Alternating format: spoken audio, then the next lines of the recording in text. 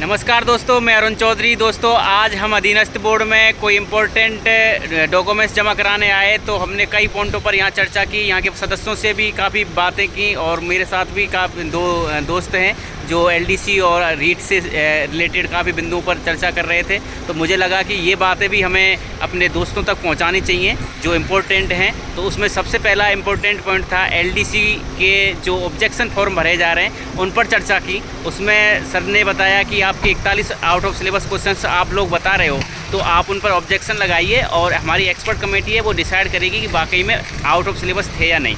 तो हमने सर से पूछा कि सर, हम जो ऑब्जेक्शन लगा रहे हैं, आज 26 तारीख है, 25 तारीख को हमने ऑब्जेक्शन लगा दिए, तो आप हमारा ये सिस्टम देखिए कि हमने इस तरह से ये आउट ऑफ सिलेबस है या नहीं है। तो हम सिलेबस लगा रहे हैं, पिछला सिलेबस उसमें नीचे PDF में दे रहे हैं, तो ये सही है या नहीं। तो सर ने बोला कि हाँ ये सही है, आप लगाइए और एक्सपर्ट कमेटी ये डिसाइड करेगी, देखेगी कि वाकई में आउट ऑफ सिलेबस है या नहीं। उसके बाद हमने उनसे ये भी पूछा सिलेबस जो एलडीसी की जो पोस्ट हैं वो सर बढ़ सकती हैं या नहीं। तो उन्होंने बताया कि ये तो अभ्यर्थना अगर हमारे पास आती तो हम बढ़ाएंगे, तो वो तो आप निश्चिंत रहिए। अगर हमें लगता है कि पोस्ट बढ़नी चाहिए और ऊपर से अभ्यर्थना आती है सर, तो हम वो पद बढ़ाएंगे।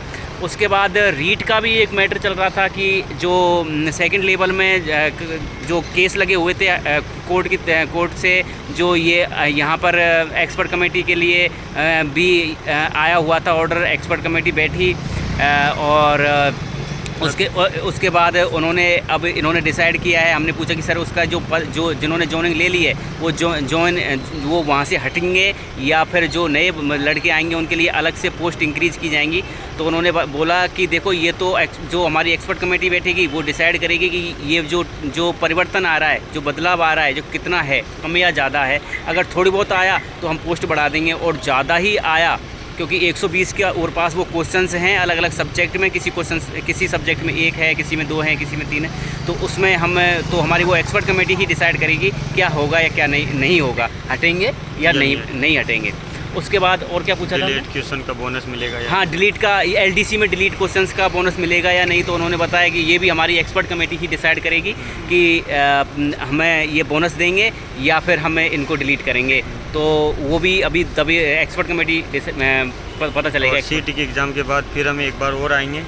अभी सर ने जो है थोड़ा जो सीटी का एग्ज़ाम हो जाएगा उसके बाद हम आएंगे और उन पर चर्चा करेंगे, सर से और बातचीत करेंगे और सदस्यों से बातचीत करेंगे कि क्या रह सकता है। रीट लेवल में भी और एलडीसी में भी पद बढ़ सकते हैं या नहीं बढ़ सकते हैं। पद बढ़ सकते हैं तो हम उसमें भी प्रयास करेंगे पद बढ़ाने का। आउट ऑफ सिलेबस का जो ये क्वेश्चन है वो अभी सीटी का पेपर होगा, उसके बाद एक बार सर ने और मिलने बुलाया है हमें, उसके बाद ही डिसाइड करेंगे कि आगे ये कैसा लेवल रखेंगे एग्जाम का। जो अच्छा, एक चीज़ मैं कहना चाहता हूँ, जिन लोगों ने ये ऑब्जेक्शन नहीं लगाया है वो ऑब्जेक्शन लगाए और हमारे ग्रुप में भी जुड़ सकते हैं, जहाँ पर मैंने उनके प्रूफ भी डाल रखे हैं। प्रूफ प्रत्येक क्वेश्चन का अच्छा प्रूफ बना के डाला है, तो नीचे हमें डिस्क्रिप्शन में लिंक दे दूंगा, उसमें जुड़ जाइए आप, वहाँ से उसको प्रूफ ले सकते हैं और उसको ज़्यादा से ज़्यादा ऑब्जेक्शन लगाएं, क्योंकि 41 क्वेश्चन एक तो बच्चा लगा नहीं सकता, 4100 रुपये होते हैं। तो आप ज़्यादा नहीं तो 2 क्वेश्चन पे लगा दिया, किसी मित्र ने अलग 2 क्वेश्चन पे लगा दिया, इस तरह से वो 4100 क्वेश्चन हो जाते हैं। अब ये तो डिसाइड एक्सपर्ट कमेटी करेगी, एक्सपर्ट कमेटी डिसाइड करेगी ये भी